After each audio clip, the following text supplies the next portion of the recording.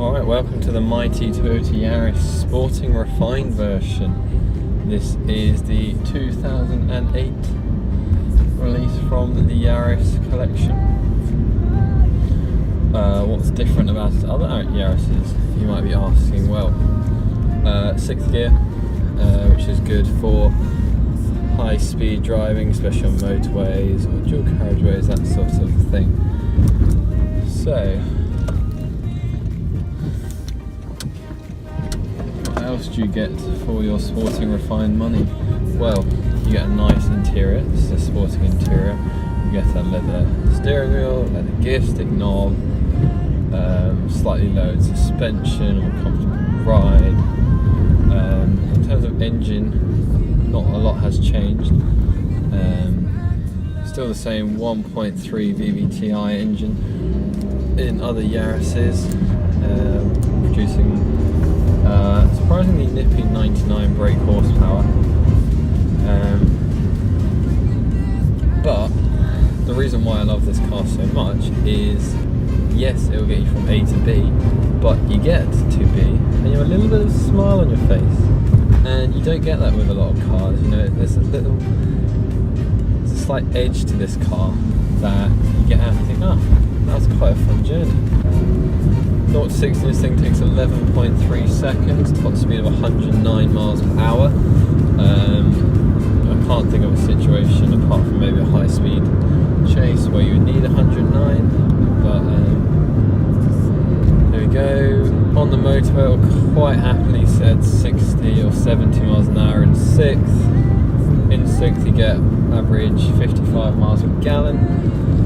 City driving, it's slightly less, around 40 to 45 miles per gallon. But even then, you know, that's more than a good fuel economy range for a car of this size. I mean, Toyota have a long history of making really good, really sturdy cars. This car is yet to break down on me. There's been the occasional splutter, but it's sorted itself and come back into life. They just build good cars, and this little engine in front, the 1.3 VTI, I have driven other cars and I am in love with this little engine. I can have this car full, 5 people in here, boot loaded with stuff, and it will perform exactly the same as if there wasn't anyone in here. It's a nice, reliable little engine in there, which is something I think you don't get in a lot of little cars these days. So what's it like to drive? Well, it's small and responsive.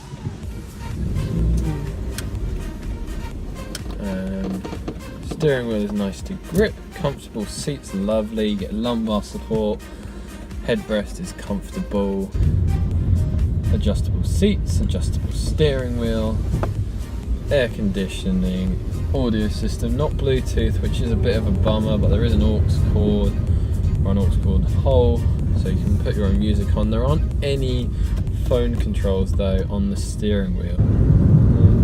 This car comes with eco mode, so a start-stop system, which I know a lot of cars have. I just thought I'd mention it as a selling point. It brings down the road tax and all that stuff, which is what everyone seems to be on about these days. So one thing that people often point out in this car that they don't particularly like or have a bit of a problem with is the fact you've got your speedometer and everything in the middle. I've never encountered a problem with it. Obviously that most cars have it in front of you. If you've got a preference for it being in front of your steering wheel, obviously don't get a Yaris, but it doesn't take that much adjustment just to look in the middle rather than looking in front of you. I learned to drive with it in the middle, so I've got used to it.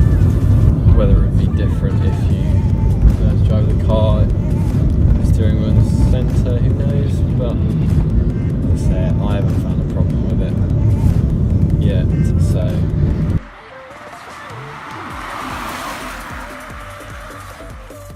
So this Fiat 500 is the 5 gear, can't have a 6th unfortunately.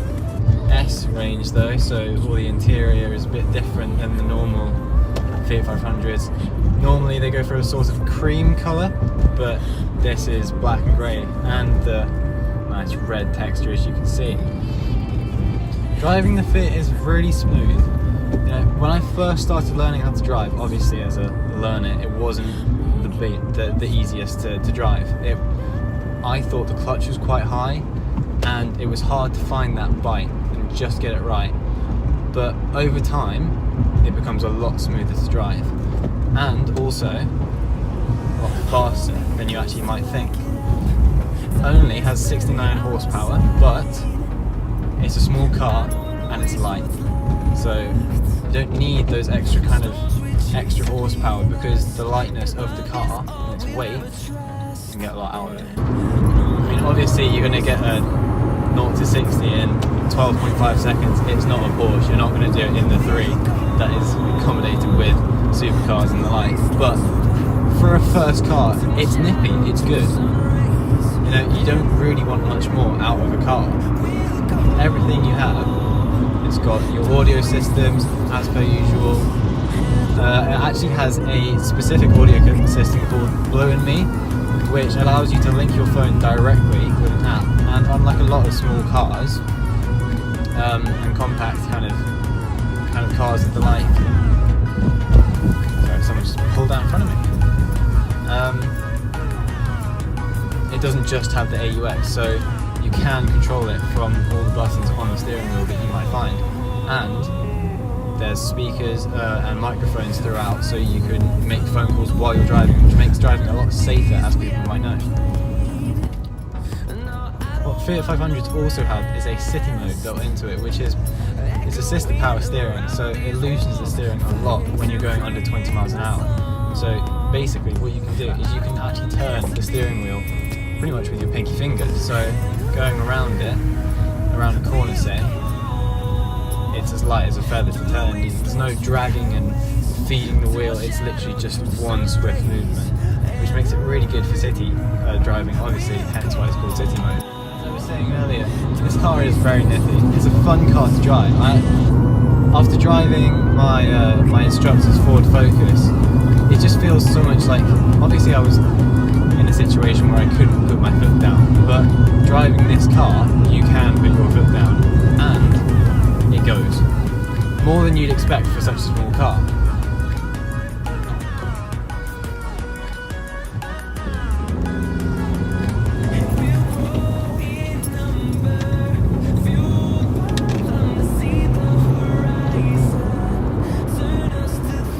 Going back to what I was saying earlier about city mode, is the one thing that I have found is sometimes it's very, very responsive, and that makes it a bit jolty going around corners quite quickly, which obviously is a bit of a downside. That's another thing, Fiat 500's very good in the snow. As I said earlier, the weather recently hasn't been very good. It has been appalling in terms of snow. And I drove this to where I work the other day.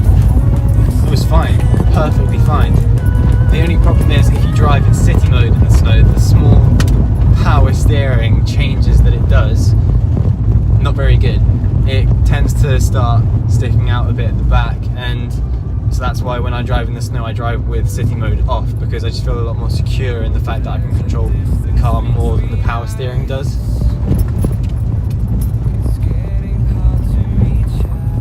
But other than that, no problem at all through the snow. It's powerful, obviously you don't want to rev it too much, but it's just got that right level, made it absolutely fine. And I've heard it's one of the best cars, small cars, to drive around in for snow weather. Never felt discomfort driving this car, I've always been very comfy.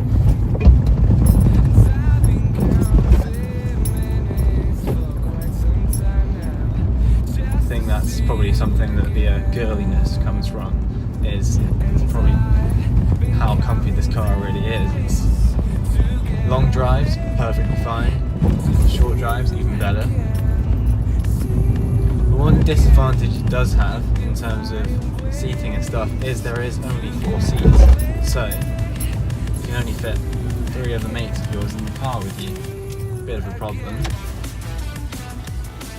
However, unlike you might think, there's a lot of space for a dog in the back, because we often just have to take one of the back seats down. He has plenty of space to roam around in the back of the car and just in the boot too. There's a lot more space in this car than you would think. It is such a small car on the outside, but it's a bit like a TARDIS, bigger on the inside than you might think. I love the interior design of this car too. Everything is so aesthetically pleasing in the fact that it's all quite symmetrical, and to someone like me who has a bit of OCD, it's just nice to look at, because unlike with a few cars where it's all just bolted on and quite square, with the Fiat 500 it is very symmetrical and circular, like the car itself I guess, but there's no problem with that because it just looks so sleek and a bit more elegant than you think for the price of this car, because of just how Fiat have crafted from what is quite an iconic car across Italy and the rest of the world. They've crafted such a lovely casual car to drive that looks so beautiful on the inside and out. While we're going over slower, this car has also got very good miles to the gallon. It does about 55 miles to the gallon, and to fill up a tank is only about 30 quid. Not bad at all. Obviously it's different because it is a smaller car, but for someone like me who's only on their first car, they've just learned to drive, not earning so much, it's very affordable for what it is. I mean, 30 quid every week and a half almost I get through.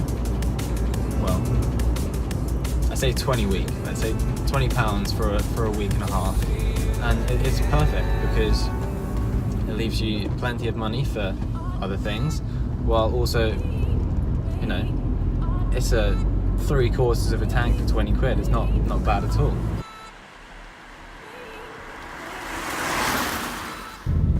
Okie dokie, now I've got a chance to unleash the mighty 99 brake horsepower engine. We're going to see how long this takes to get from 0 to 60.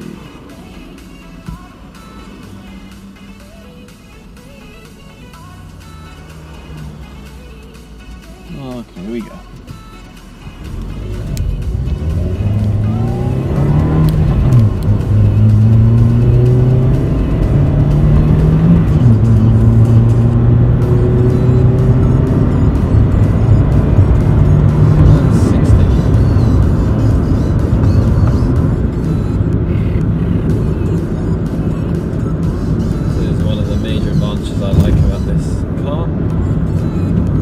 Maybe small, but it ain't slow. If you need to make a quick pull out of a junction or something, this car will happily do it. And you don't have to be the best racing driver in the world to do it. It's very easy. The other thing about this car is the revs you can get to before redlining are a lot higher than in other conventional small cars. So for me to be redlining, I have to be going over 6,000 RPM. I know my friends' cars and that Fiat, it's a lot lower, so I'm not entirely sure why I get that those extra revs, but when you're doing what I just did, you can afford to go that little bit faster and that little bit further on the revs before gearing up. In terms of practicality, I have yet to find something that I haven't been able to squeeze into this car somehow. Most recently I've been squeezing something like a go-kart in here, I've squeezed chairs into here, gardening stuff, huge metal poles, wood. It's obviously not as big as a much bigger sort of family car, but it's big enough so that it can fit a good amount of stuff. Oh dear, I'm not going this way back. So that you can fit a good amount of stuff in here. The storage it has in it is something like 270 square cubic feet, but I don't know, can't remember that exactly off the top of my head. Now, I'm guessing the question you are all wondering is, how well does this car cope off-road? Well, let's find out, shall we? lowered suspension, the ride won't be as nice as in, say, a 4x4 and everything, but I've driven down this road in the snow, and this car is yet to fail me on that sense. So we're not losing any control, the car is just taking the dirt as it comes. See the Fiat 500 in my rearview mirror, which is where it's meant to be. All is good, really. So that's a big thumbs up for Can It Drive on my off-road conditions. I do want to try it on harder off-road conditions, but obviously not meant to be sort of recovery vehicles there in case it does go wrong. Onto the mud. Alright, I'm back onto the farm. Okay. There is one other disadvantage that I might have to point out to you.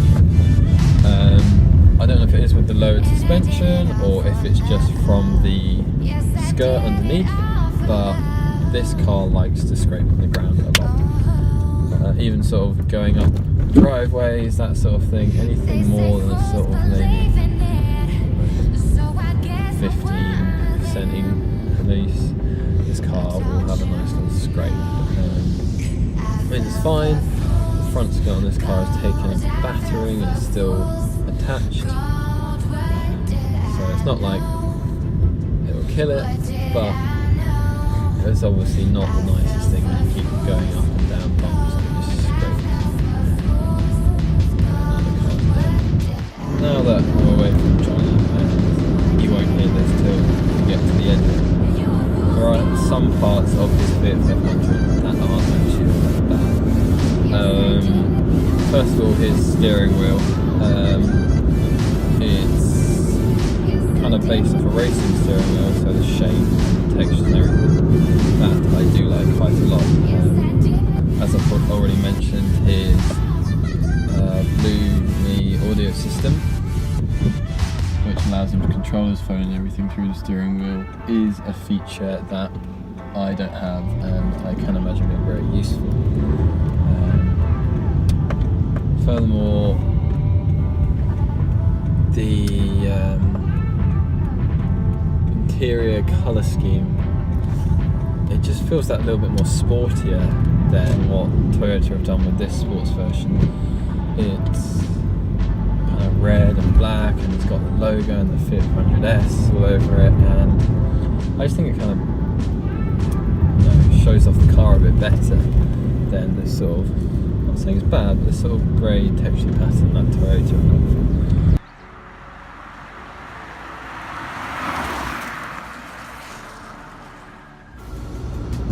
If you do ever find yourself driving a Fiat 500, you'll find that you drive often quite a lot in gear 5. It's almost a comfort gear there, just to remain at a constant speed almost. Like, unless it's motorway driving, you don't really accelerate too much when you're in 5th gear. You do just use it to stick one set speed, and even when you're on the motorway, it's just there sat at normal 70, 75, just cruising really. I'll say also, this car is very durable. Back at Christmas, me and Will decided to take this out for a drive, and we managed to get it stuck. Yeah, stuck on a ditch, in a ditch kind of.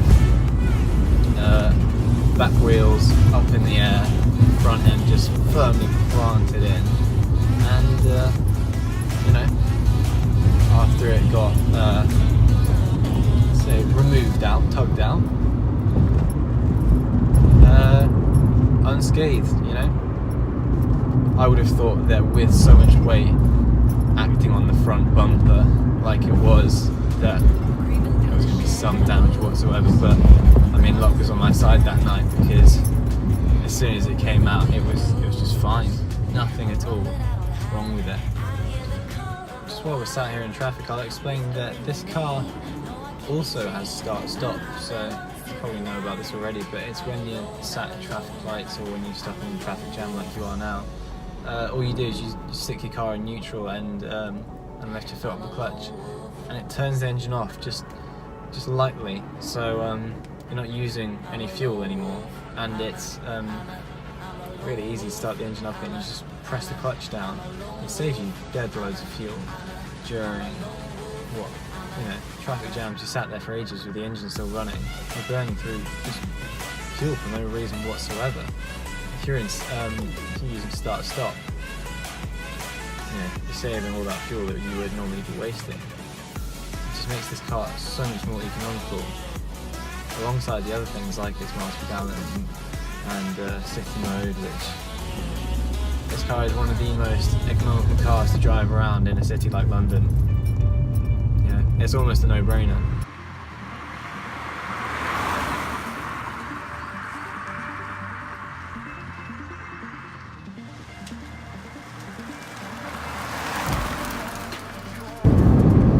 Any other thoughts about this car?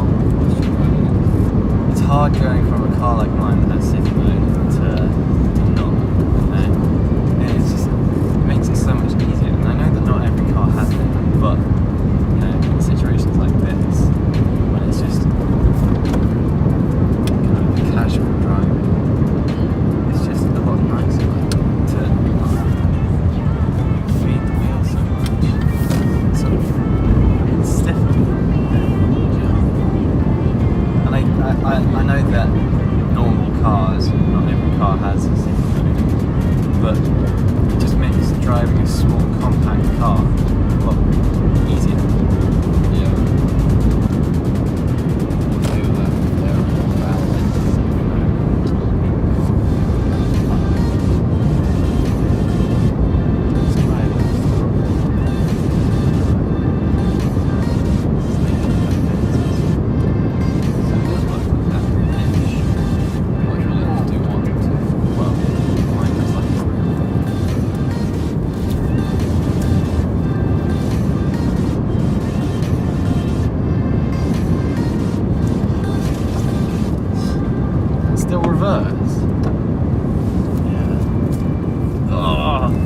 Fighting the steering wheel.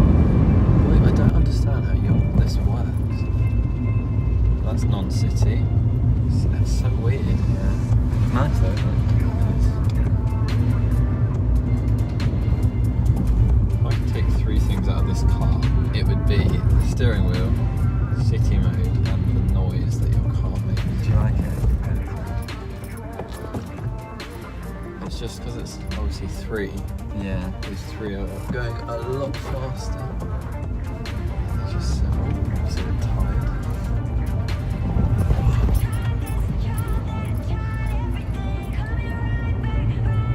When you use the bar, as soon as you put the foot down, you get quite a nice walk.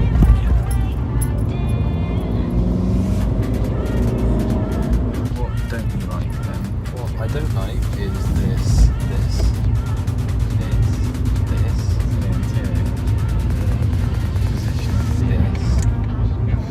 Okay, Will's got this thing about the buttons for the windows, so they're down right next to the gear stick here. Obviously on a normal car they should be on the door. By the window. The window thing should be by the window. Yeah.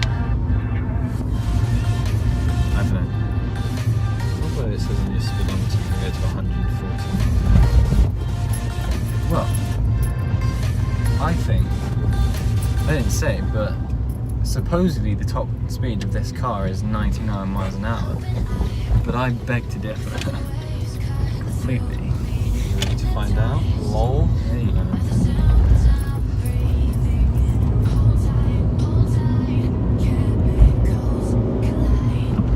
Don't you just feel a bit more, when you're going for it, you feel a bit more like a it's not race. like, if I just stop, I don't feel like, I'll say it doesn't pull me off, because that sounds dodgy, but you know, I don't know if it is the extra 30 horsepower, you just don't really get that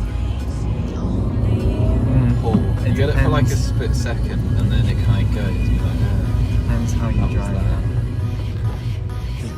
You see, I've learned how to push it to its limits and find the best position of the bike to get that maximum power and everything.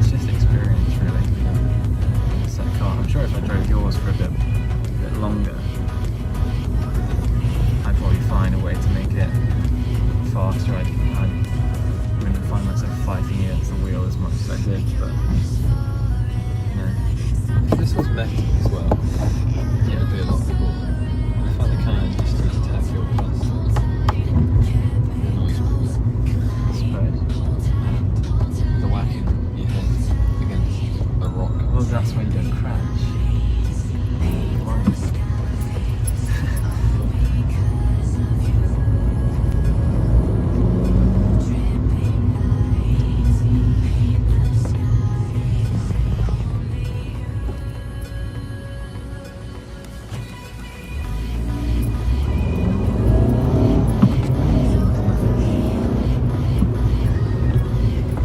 That was quite fast. Satisfying. It does go off very quickly.